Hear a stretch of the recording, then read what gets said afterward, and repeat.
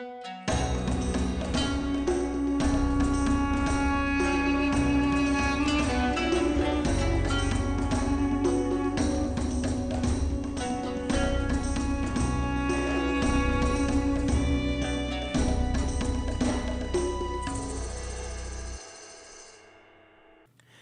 Adbreak time. I'm proud to announce that the Beyond Solitaire podcast is sponsored by Central Michigan University's Center for Learning Through Games and Simulations.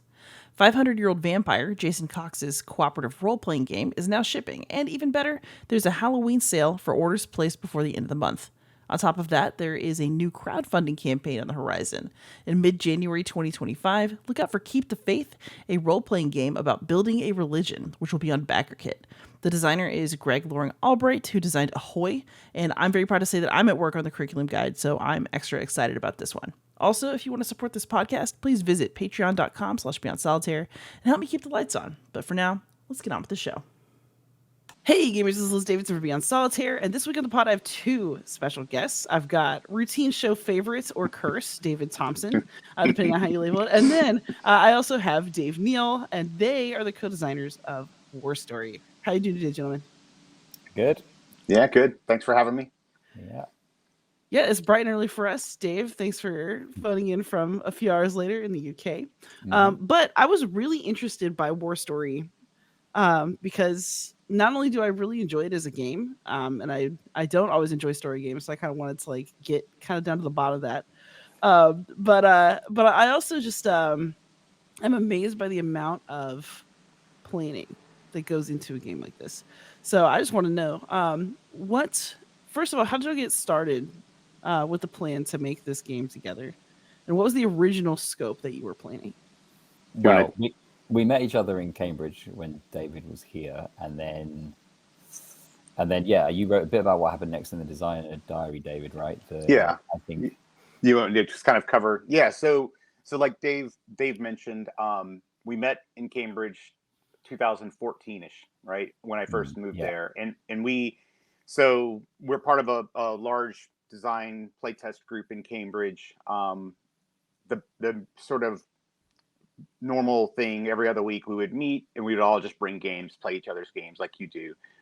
Dave and I often played each other's games, so we were familiar with each other, the type of work we did. And this is a generalization. I mean, obviously we each do different things, but most of Dave's games have to do with narrative driven games or deduction type games. Most of mine either are military related, war games, that kind of stuff. So again, overgeneralization, but that's a general theme. And so we knew each other for the 4 years I lived there, and then I came back to Spiel in 2019, and Dave was also there. And so we were talking then, and Dave had brought up the idea of a collaboration, and it would be basically this fusion of a narrative game with a sort of a military history backdrop. We talked about it. We both said, hey, we like this idea, but we really didn't do anything with it after that for about a year. And then Dave reached out to me and just messaged me and say, hey, I've been thinking about the idea we discussed. What do you think? What kind of stories could we tell with a narrative driven game from a military history perspective that would be sort of new and fresh? And that was the origin. And after that message, I went back and looked at the timeline when I was writing the design diary on Board Game Geek. And it was interesting. We went really quickly, like from that message for the first year or so of work. Like there was a flurry of activity, right, from that. But that was the genesis. Is like, what would it look like to combine a narrative game with a military history background? And at that point, we had no idea, I guess, of exactly what we were going to make, like what the structure would be like, or the complexity, or the replayability. I mean, in my head, it could have been something, it could have been something really close to like Sherlock Holmes Consulting Detective, even where you're just trying to sort of almost solve something, but in a military background, or it could have been something much closer to like a World War II kind of battle game, like some of the stuff David's done before, but with more story elements. I don't know. It could have gone either way, but we kind of, went through a lot of different ideas, possibilities, and it gradually narrowed down to what it's become. What did some of the earlier I guess, iterations look like as opposed to what it structurally looks like now? Simpler.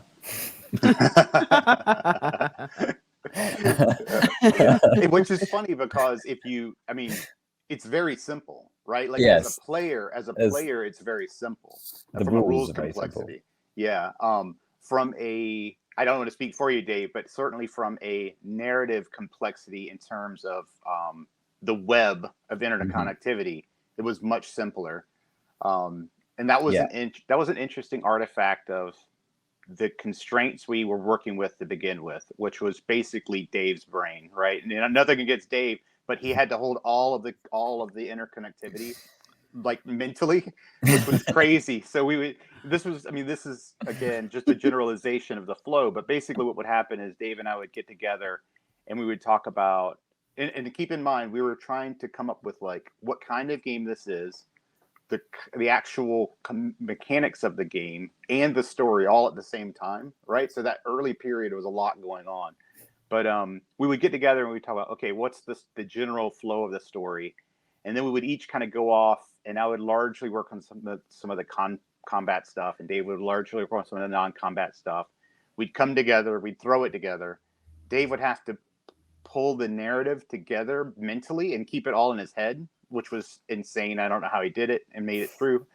And we were using like draw.io, which is just this really basic online like flowchart software. It's not designed for tracking complex narrative stuff like this.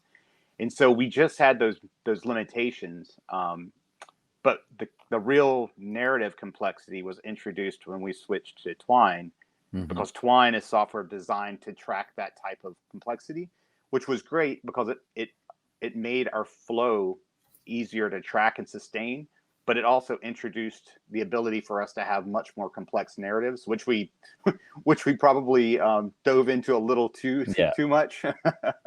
I mean, it kind of makes the game. The game was already, I guess, in the first version, when I was sort of tracking the entire story and the variations and the various parts in my head, we still got to the point where there was still enough variance in there that like me and David wouldn't always know what the best decision was or where the best place to use tokens were in the game and these kind of things. Like it wasn't always obvious because there was so much variation.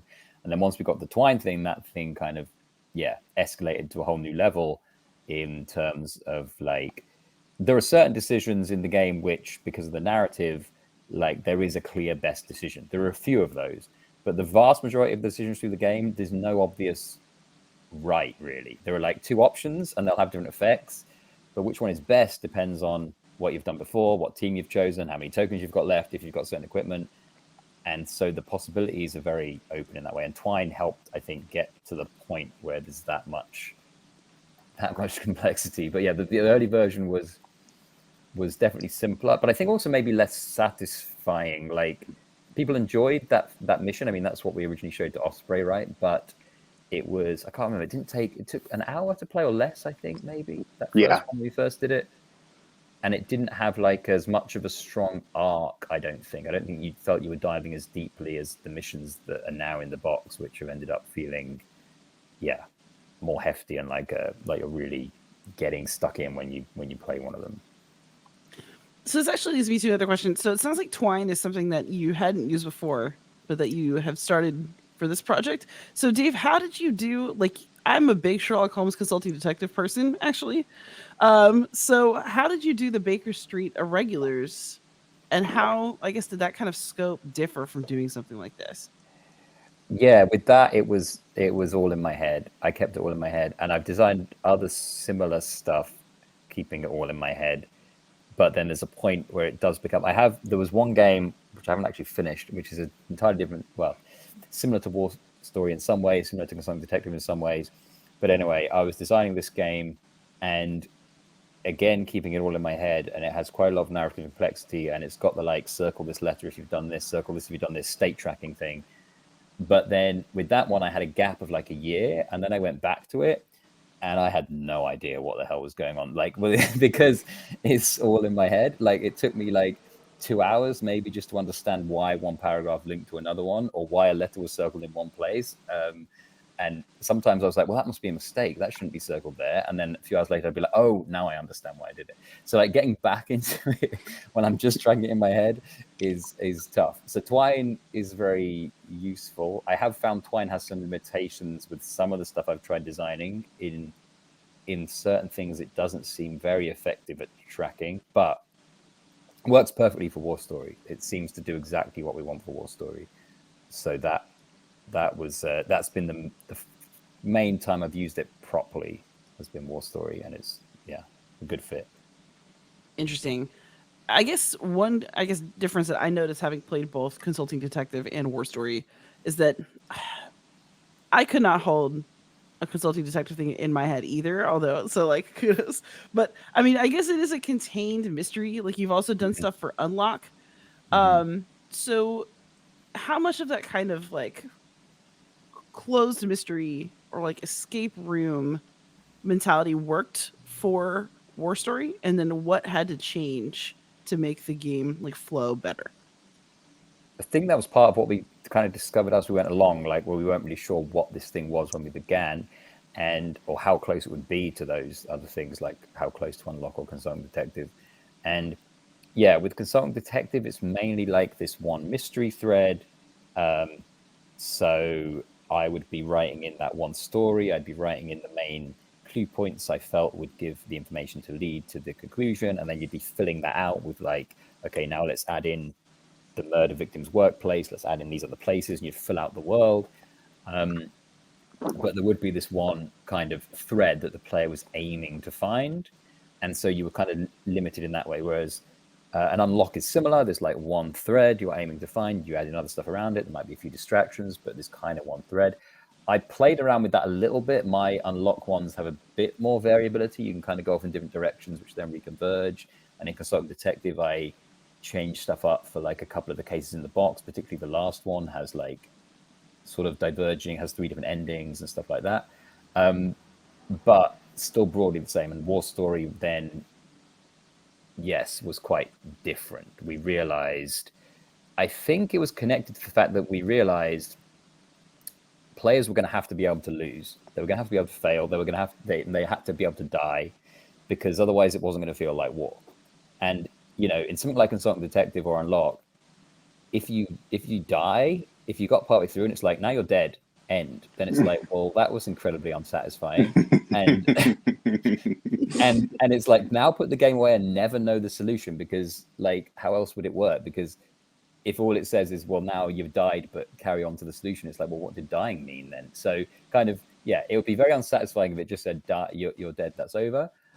So in that sense, we knew it couldn't be just one thread you're going along, one mystery, one story, and then at some point it's like cut it off, because that would be unsatisfying. But if it was a big branching, diverging thing with lots of variants, and then the death becomes part of the narrative, oh, you tried this crazy raid, it was the last thing you were attempting, you knew you had to try and do it, but you all died like heroically doing it. But now you're going to go to the next mission and your new team is going to come in and try and do this thing. Like, it becomes part of the story, then it would work. So then it was very different in the way we approached it in the end to what I'd done before in that sense. Yeah, one thing I just want to add to that is, I mean, I'd played obviously Unlock and Dave's Consulting Detective is the only one I played, and I loved it. But one touchstone I kept referencing early on was time stories, which I really, really loved time stories when it first came out. And I think I had the same experience that a lot of people did. Like, it quickly wore on me, right? And I stopped enjoying it. And this is probably not true. Probably some version of time stories out there changed this, but it felt like the play pattern for time stories was always, no matter what you do, it's going to converge to the exact same ending, right? Mm-hmm. And that's something that from the very start was not something I really wanted to happen, because I just don't enjoy that. And I don't want to spoil War Story too much, so I don't want to talk about the different missions and how they play, but that's definitely something I did not want to feel, that artificial convergence at the very end. And no matter what you do, you're just going to get to the end in slightly different way or with slightly different conditions. So, and it also just would feel unrealistic with the setting. And it had that whole thing where you had to repeat almost exactly what you'd done Right. before. And it was like, well, do we need to bother doing that? And that's one thing we wanted to avoid in War Story, I think, was like, if you do replay a mission, there's so much variability. You could try and repeat exactly what you did, and it'd be possible, but you almost wouldn't bother. It would seem pointless. And that's also why we didn't. I think that was one of the reasons why we didn't include dice or randomness, because so we didn't have the situation where it's like, well, we got this far, but we died because we happened to roll a 1. We could do exactly the same thing again and just see if we roll better, and that feels a bit unsatisfying. So we didn't have that either. Yeah.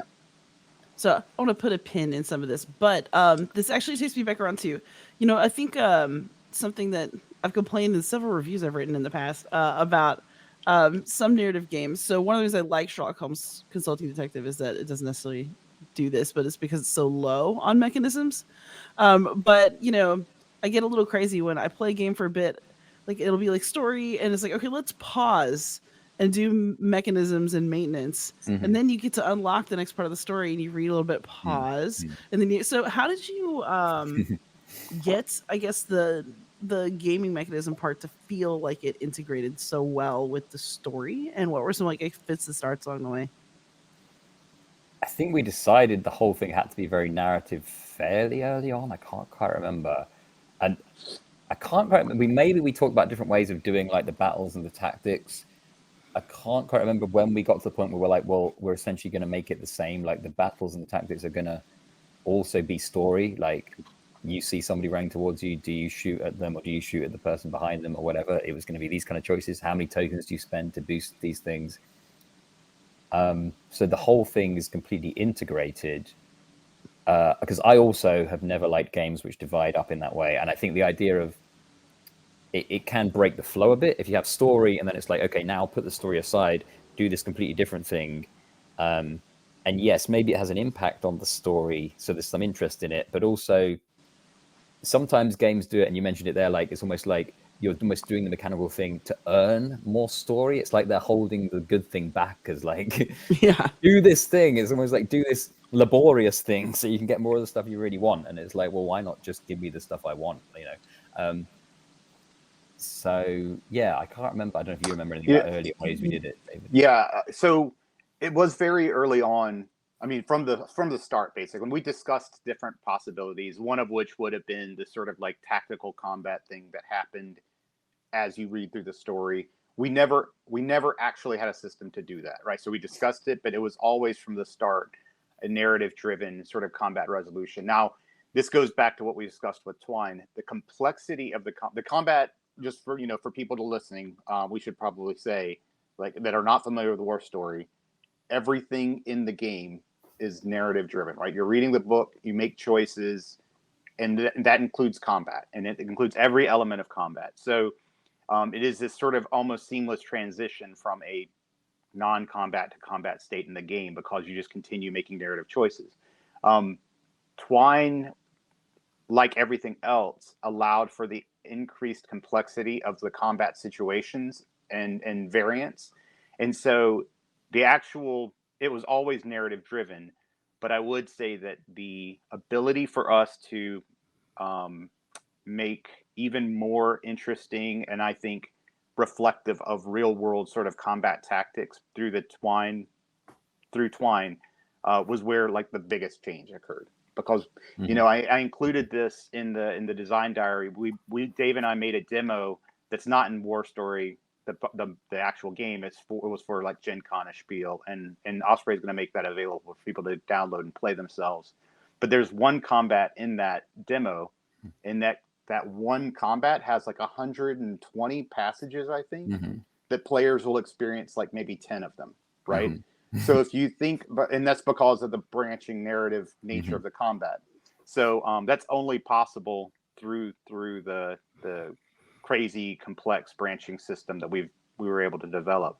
Now, the one thing that I will say that we spent a lot of time, and I don't know if you remember this, Dave, but right now the game, each character in the game has a set of like skills, right? And they also have a separate firearms ability, right? They're a capability with guns. mechanically they resolve identically, but they're just two different things, and that has to do with tokens to boost them and things like that. We spent a lot of time with that, with how firearms are going to work, whether guns were going to have some sort of inherent capability, or whether it was going to be the character that was able to use them. And then related to that, how do we handle like non-firearms related combat? And there is no skill in the game for that, and it's situational based on what's going on, right? So if like you're sneaking up on someone and you're trying to kill them quietly, then it would use like the character stealth or whatever. But we spent a ton of time early on, and the system changed all the way through the prototype and even after the prototype, with us tweaking how those different things played into one another. Oh, that's interesting. Yeah, I mean, so you mentioned even just for the demo, like 120 different passages. How do you decide how big something like this needs to be, and how do you decide when to stop? Because I feel like never stop. Go forever. Never stop.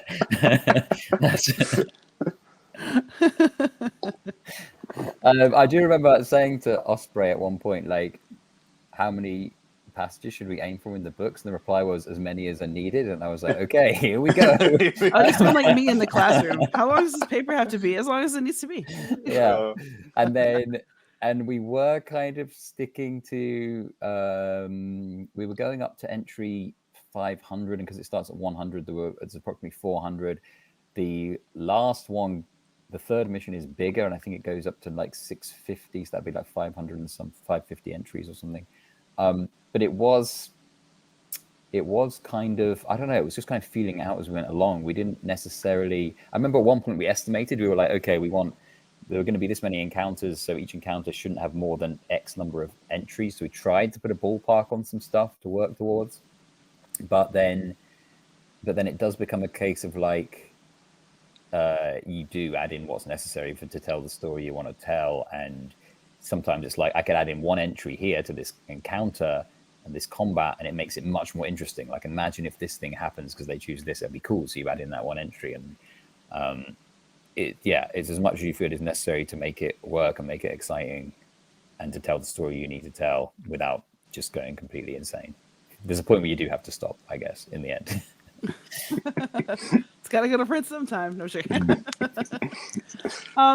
What kinds? So the other thing I find interesting about this is I feel like I've read so many kind of books or articles in the past few years about, I guess, to what extent game and narrative can intertwine and what kinds of stories games are able to tell. So what types of stories in general? I mean, obviously stories where you make some choices and do actions, but maybe something that might surprise. What kinds of stories are you finding can be put into game form as you kind of work on that frontier? Because I feel like that's what you do, Dave. Were you surprised by anything that you're able to pull off in War Story without spoiling, of course? Yeah, I think I don't see almost any kinds of stories in different ways can be told through games.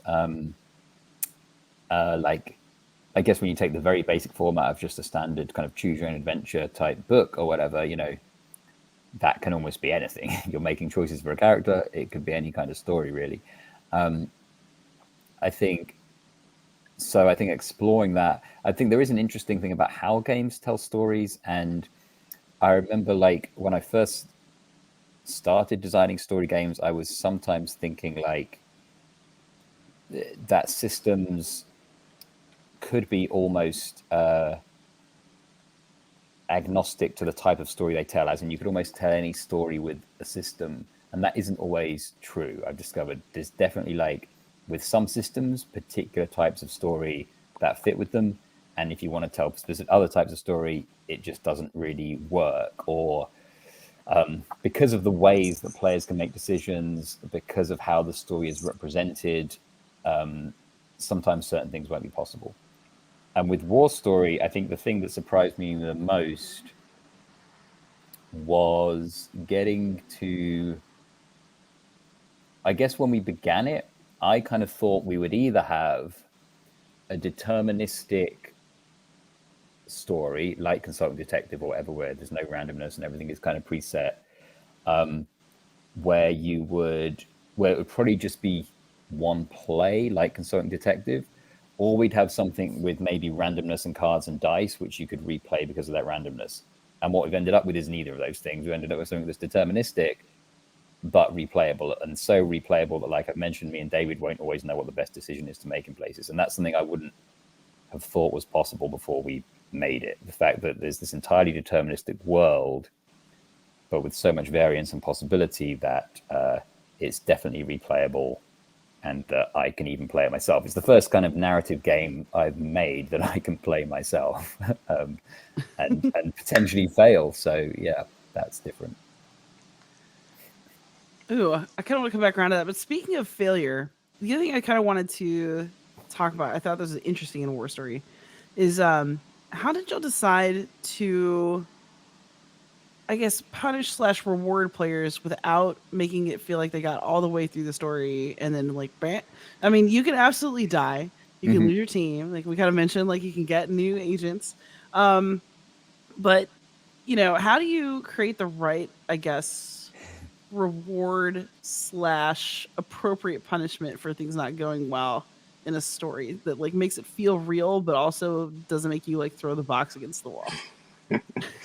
Difficult. I remember the point when I remember having a conversation at one point, David, where we were like, this has to be brutal, doesn't it? I remember us talking about that and being like, this is supposed to be war. Let's make it brutal.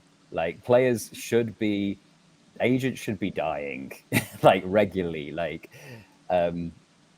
we don't want it where players just get 3 missions when playing them the first time and everyone's fine. Like that shouldn't be a thing. Injuries are minimum and probably deaths. So I remember we decided that. Yeah. How we balanced it, I don't know. That's a trickier thing. We went for realism a lot. I think we were like, what would this decision realistically lead to? And so if there's a decision you're making where it's like the consequences feel like they'll be huge, then I guess we tried to make them huge. So you might make the wrong decision and maybe lots of people die. So it was less like, I guess it's less balancing in a conventional game sense where it's like, well, here's one decision and they can change it by spending 1 token. So because it's only 1 token, it should have a small effect. It's like, well, no, the decision they're making is massive in the game world, in the story. So if they don't do it, really bad stuff's going to happen. And that was more, I guess, the guide than any kind of...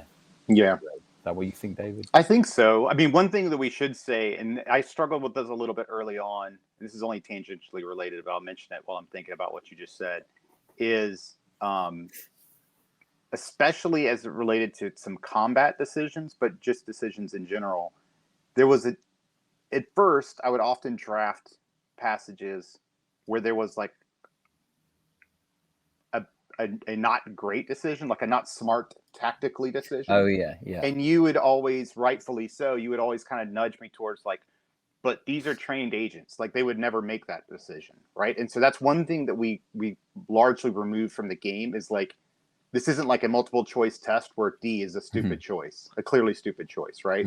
So we did remove those. But to go back to what you said, I mean, if I could magically design the game in such a way that, you know, it was like a 10% chance that you're going to get through the mission with every agent unscathed and complete your objective, and like a 10% chance that everybody was going to die, that would probably be like my preferred. And then everything else is like 80% chance of something in between.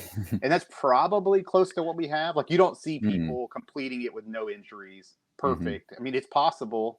Yeah. But it's not going to happen often, right? And you also don't see that often where entire groups get wiped out, right? Yeah. Again, it is possible, but you kind of have to make a series of a bunch of poor decisions to do it, right? It's even possible in the demo. Like there been some groups that have been completely wiped out in the demo, which is easier than the main game. But yeah, it's possible. Right. Yeah, exactly. You know, I know you just demoed a bunch of Spiel and I demoed a bunch of Gen Con. And just the demo, which is a very simple version of the game, right? It's just really there as a teaching tool. I saw, just like I'm sure you did, the gamut, right? Entire groups got wiped out and some groups completed it with no injuries, right? So both are possible and both not only are they possible, but you actually see it occurring in the game. I think the important thing as well, like, yeah, I guess mentioning the realism aspect, that's what we tried to go for in terms of when you said, like, so players don't feel cheated. What we didn't really want was decisions where it's like, do you like, I don't know, do you like walk through the door in this farmhouse, or do you walk through the other door? And if you walk through one, you get shot, and it's like, now you're dead. We didn't want like surprises that were just like, well, that feels like unfair. Like, it wanted it more cued and more like you can get a general sense of what each thing is going to lead to. And so when it does lead to bad stuff, kind of becomes apparent why it led to the bad stuff, and go like, oh yeah, we shouldn't have done that, we should have done that, maybe I should have positioned this agent in a different place in this encounter. It kind of becomes a bit clearer why things have gone wrong. But like David said as well, I remember, when we had the tactical decisions of like, at one point, this is just a really bad choice, you don't want to do this, and this is the good choice, and it was more like, well, yeah, what if these are trained agents, can we give players instead two good choices that are both valid but are going to lead to different things? And then that's where the choices then come down to, well, like, who have you got on your team, what's your equipment, how many tokens have you got? And that's where the sort of subtlety comes in, and it's like, neither of these is necessarily right. Yeah, they're going to lead to different outcomes, but which approach do you want to take? Yeah, I will say the token economy of War Story is very interesting. So actually, could y'all just give a rundown for people who have not played and don't know what we're getting into? Yeah. So we've talked a lot about the narrative, but basically, if you wanted to describe what War Story is, it is a combination of narrative game with resource management, right? And we haven't really talked about the resource management part, but that's what you're alluding to, Liz. So in the game, you're going to be playing with 4 agents at the start of the mission. You may or may not lose some throughout the course of it. They all have different attributes, different skills. The game is going to be asking you to make checks against those skills. Sometimes it asks for the agent that's the best at something when you're trying to do something that you're trained at. It might ask you for the agents that is the worst at something, right? So if you're trying to sneak into a building, it's going to ask what's the worst agent's stealth, because that's the one that the game cares about at that point. He's sometimes the one that falls over and makes a big noise, and so Damn it, Dave. And sometimes the game will ask for like the total across all your agents, right? Like if you're all working together firing at an enemy, it'll ask you what's your total firearms. I mentioned this before, there's basically 2 types of skills in the games. There's firearms, or the agent's ability to use weapons, guns, and then the other sets of skills, right? Stealth and your technical ability, those types of things. And so matching that, there are 2 different groups of tokens. There's firearms tokens, which can only be used to support firearms, and then there's skill tokens, which can be used to support any of the 4 skills. Those can't cross over. You have to use one for one and one for the other. And in any time the game asks you to make a check, what's the agents with the highest firearms? You can spend those firearms tokens to boost it. And the game is going to ask you, what's your highest, and it'll give you a range of results, right? So if it's 0 to 2, go to page, whatever, passage, whatever. If it's 3 to 4, go to passage. If it's 5 plus, go to passage. So you always know, hey, there is a better result, right? To some degree, there's almost certainly a better result. We very, very, very seldom, if ever, had like a result that was the same result with the different number outcome, right? Yeah, so we're always going to, so we're always going to be better in some way if you go up. Yeah. And so, okay, my firearms is a 3. To get the best possible result, I need a 5. So I'm going to spend these 2 firearm tokens. Now, those tokens are extremely limited in the game, right? So when the best time to use them is a choice that's a very, very difficult choice. There's no right or wrong answer, but you're going to have to manage those. In addition to those, there are these tokens called advantage tokens. These are essentially wildcard tokens. You can use them for either. You earn those during the course of the game through actions you take. Usually it's things like, if I'm an agent and I'm supporting another agent doing a thing smartly, I might earn an advantage token. So the benefit is that, like I said, they're wild cards. They can be used for either firearms or skills. The drawback is they're designed to be an abstraction of a situational advantage that you've earned. And so they need to be spent in that situation, right? And so if you don't use those tokens, they will go away. But again, even those are extremely limited through the course of a mission. So you basically have this very, very tight resource management system that's built on top of the choices you're making and built on top of each of the agents' inherent skills. And that's where the variance that Dave referred to earlier comes from, is that combination of things. And that token system I remember that, it's just coming back to me now, how that went through a lot of development. I think originally we barely had it in there. I remember the beginning, I think a lot of what we had was like the outcome you go to depends on your agent's skills and firearms. So a lot of it depends on the team you've chosen at the start. And then it's like, well, what's your highest influence? Oh, we picked a person with 3. Great, we're going to that entry. Oh, we didn't, so we're going to this other one. And then in combat, like, what's the firearms for this person here? It's all about where you position the people based on what they've got. But I think at the beginning we might have only had that. I can't remember if we even had the tokens right at the start. And then we came up with the idea that maybe you could boost. And I seem to remember we started again with a very an even smaller number of tokens. Like when we first introduced it, we were like, maybe they have like 2 tokens and they can boost something twice in the entire mission. And then I remember us realizing that was actually one of the most interesting decisions you made during the game, was when do I spend these? Yeah. And we were like, okay, we need to make a bigger deal out of this, because this is actually really interesting. That tension of like, I could spend it now, but am I going to need it later? Is this the important point? And that's when we decided to make the whole token thing kind of the driving force behind a lot of the decision making and the mechanisms. Yeah, that's true. I think generally the agents started out with, like, if you total all the skills and firearms across all the agents, their total was higher, right, than it is now. Mm-hmm. And there was more variance within the agents, but there weren't the tokens. And so what that meant was, like you're saying, there was more variance in the game by choosing the team, but your individual choices during the course of the team were limited to what agents you had already picked. So a lot of the impactful choice was front loaded. It was right at the beginning. Yeah. And it's still important now. Like, the team you choose does have a big effect, but now with the tokens, there's that has a massive effect later on too. Yeah, I mean, let me just say, I've spent an inordinate amount of time like wringing my hands about whether to spend. Well, David, you know me too. Like, we decided places together. I'm like, oh, but should I save it though? Like, I'm exactly that person. So this game like hits me in a spot where like I do sit there and like fret. Don't be, when you're playing War Story, don't be the person who has all the healing potions at the end of their RPG game, right? Like, hasn't used them. Use your stuff. I died with 600 healing potions. Oops. Oh my god. All right.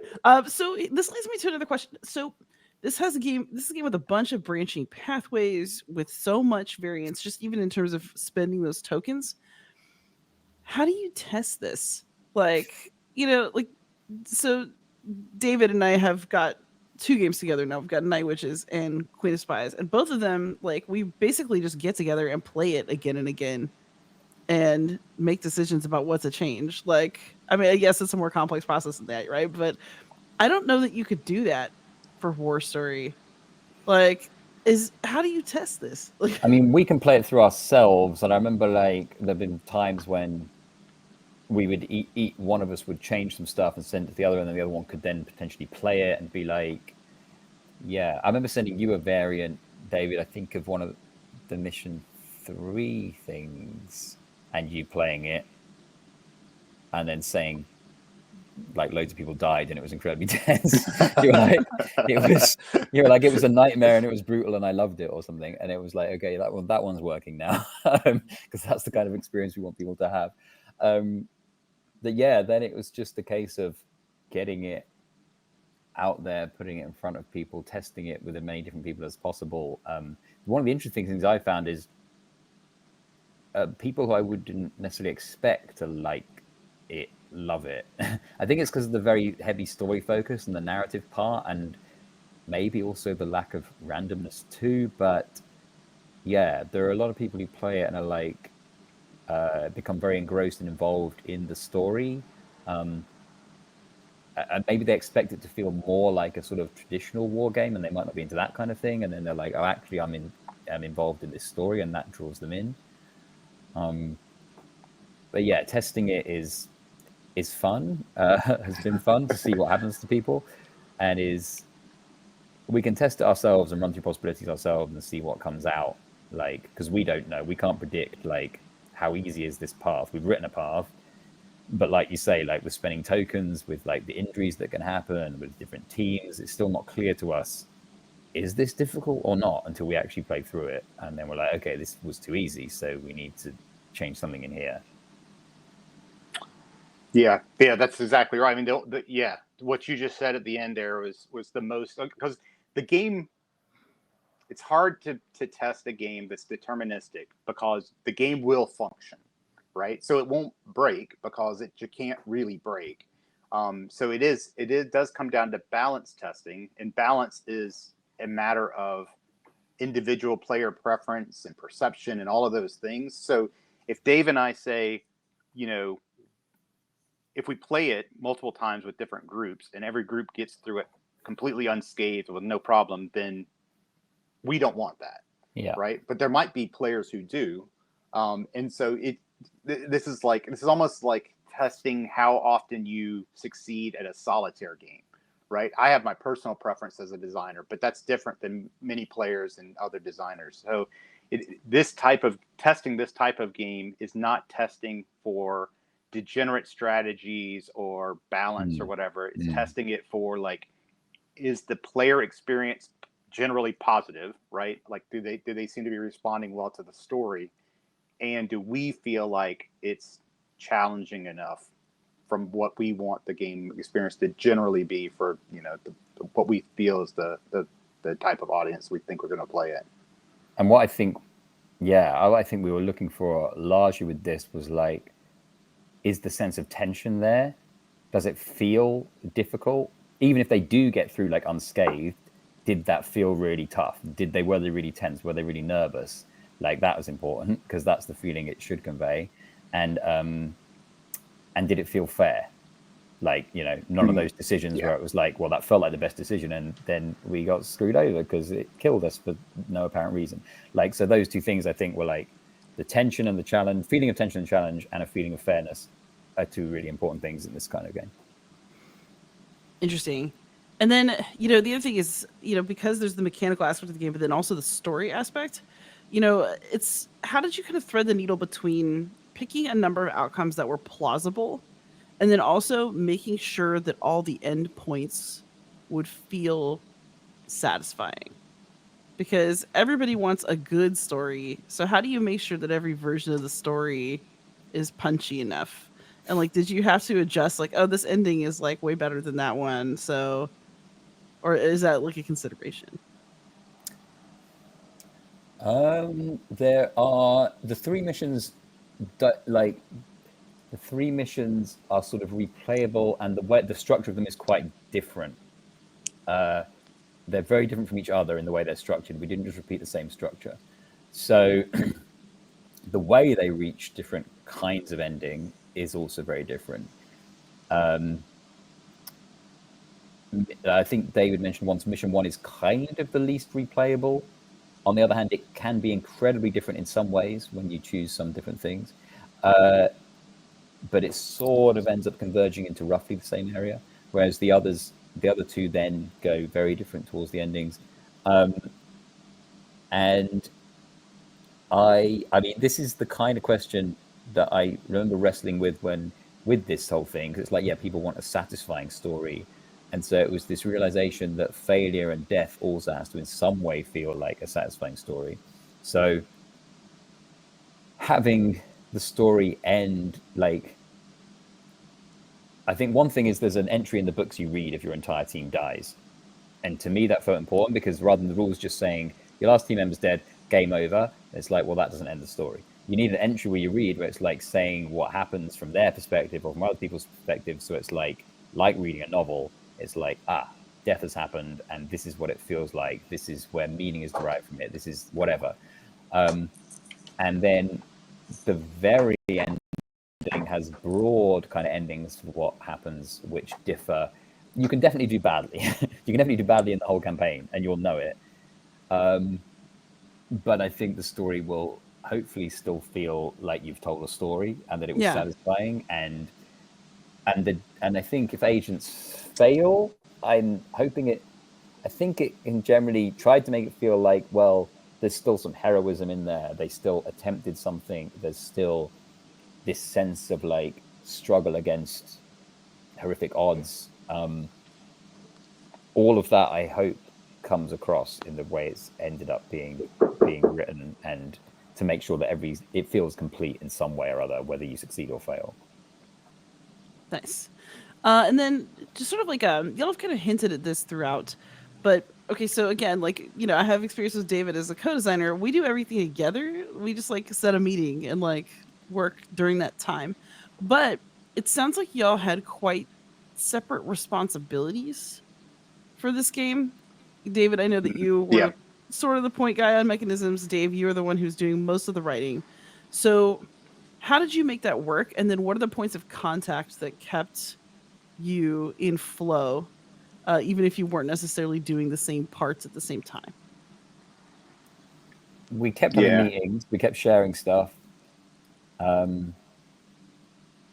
We would talk about what we were each going to do next, and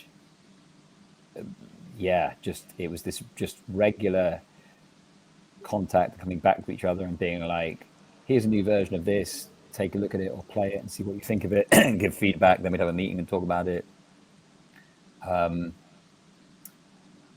It would also depend on where we were, right? So generally we would get together and we would say, okay, this is the general story, right? This is especially true if we were beginning at the start of a new mission, right? We would get together and we'd say, okay, this is the overarching story. Here are the main paths, if you will, or overarching sort of paths. Oftentimes we would get together, we would talk through that, we would leave, and usually what would happen is after that I would go away and do like some research, because it almost always had to do with like, okay, how would that play out historically, realistically, whatever.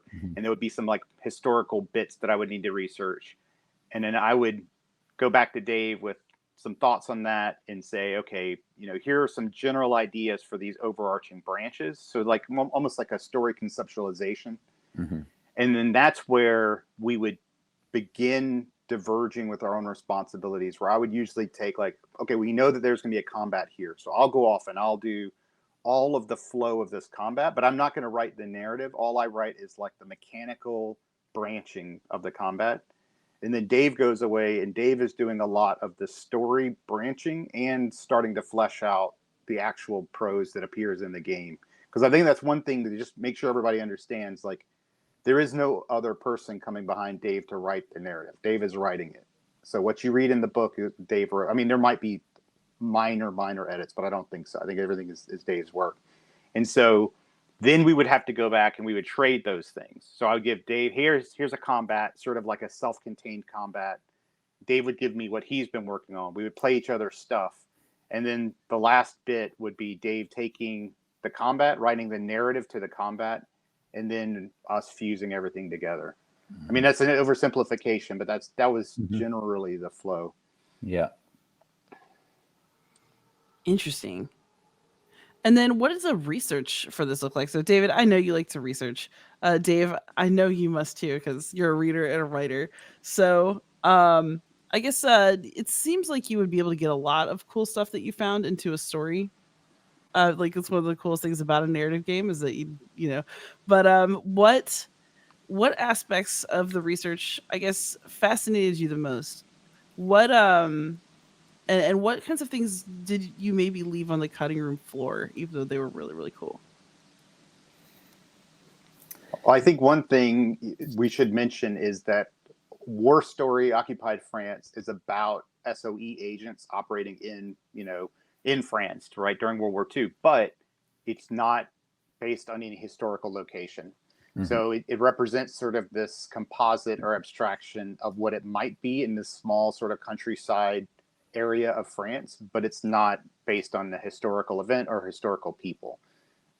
So the research was a combination of the types of equipment used, the types of training that the SOE had, that kind of stuff.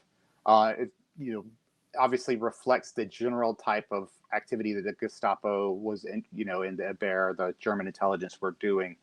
But it stops short of trying to be simulationist or realistic with regard to like a specific historical event or location. I remember we talked about that, and I think like the main plot line we had and some ideas we had for it, we were like, we want to tell this, and to find real historical locations and people or whatever that would fit what we have in mind that we think would be good, it'll be impossible. Yeah.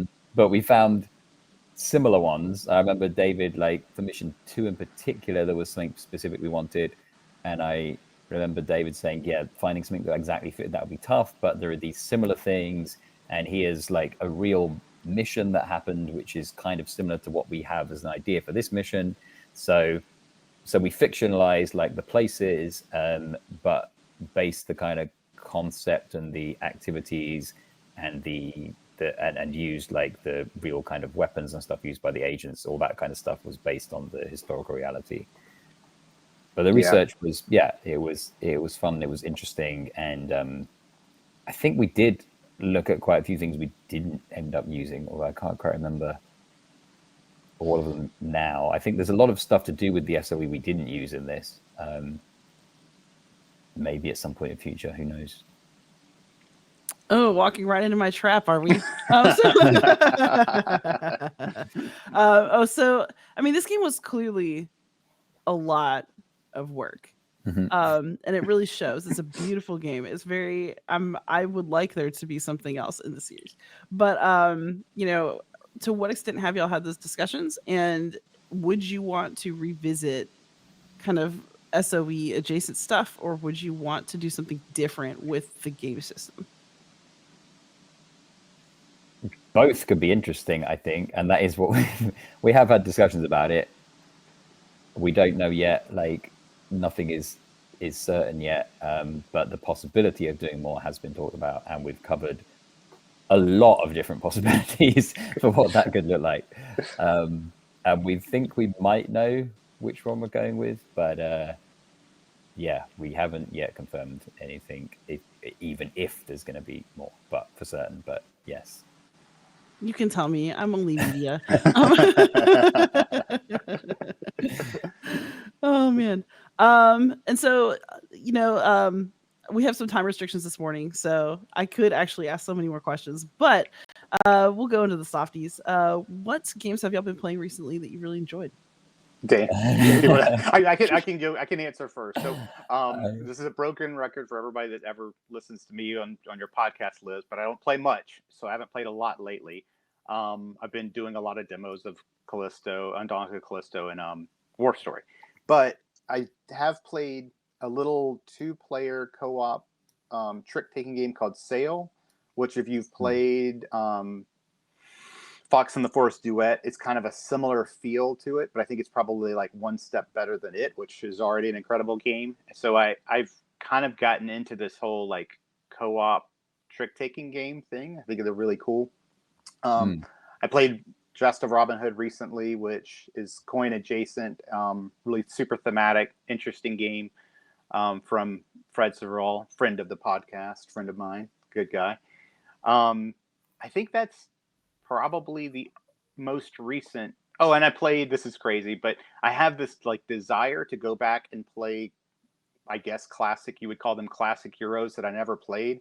And so the most recent of that was playing Euphoria, which I think is Stonemaier Games' first game, if I remember right. But I'd never played it, and I was always interested primarily because of the theme. So that was interesting, though I would largely put it in the category of, yep, it's one more, worker placement Euro game. So I was Essen Spiel recently and played some stuff there that was interesting. Played a game about creating your own language, which was fun. It's mainly I think only in Japanese, but they had like stickers to make it an English version. Played that there, and have played it once again since. And you're making up these weird words with your own pronunciation, and then you can only communicate in that language for most of the game, which is kind of funny and ridiculous and difficult. Basically, you get given like a new word. Like you might have to, you say the word is leaf. You come up with a pronunciation for it. So you might tell the other players that your word is yobble, and then you have to explain what yobble is only using the words that already exist on the table. I want to play this so bad now. It's funny and difficult. So I played that a couple of times recently. And played Scout again at Essen. Scout's always fun. I haven't actually played many narrative. I normally play quite a lot of narrative and mystery games, the kind of thing I design. I haven't played many of those in quite a while, but I will. Yeah, I need to. I've got a massive pile of them, like waiting to be played. It's always like at some point I'll get through them. I'm not sure what's still up there at the moment. What have I got up there? Is that A Light in the Mist? There's a game called A Light in the Mist I've kind of looked at the start of, which was quite interesting. It's just puzzles on like tarot card things. That's I've done like one or two of them, but I haven't. There's a whole deck of them, and there's different puzzles on each one. But I haven't done all of that. But yeah, that's been me recently. Cool. Actually, I just literally looked that up. And then if you want people to find you online and follow your work, where can you be found? I'm on Twitter and Instagram, and on Board Game Geek. I'm just at Dave Neale Writer on Twitter and Instagram, and I have a website, dneal.com. Yeah, and for me, Twitter is probably the easiest, the best. It's DJack Thompson, but I'm on Board Game Geek too. You can just look me up there. Excellent, gentlemen. Thank you both so much for coming on, for giving me some of your time this morning. And if y'all who are out there, if you've not played War Story, you should definitely check it out. Awesome. Thanks for having us, Liz. Thanks, Liz. All right, everybody out there, I can be found anywhere online as Beyond Solitaire. So please like, subscribe, comment, ask questions, and most of all, happy gaming.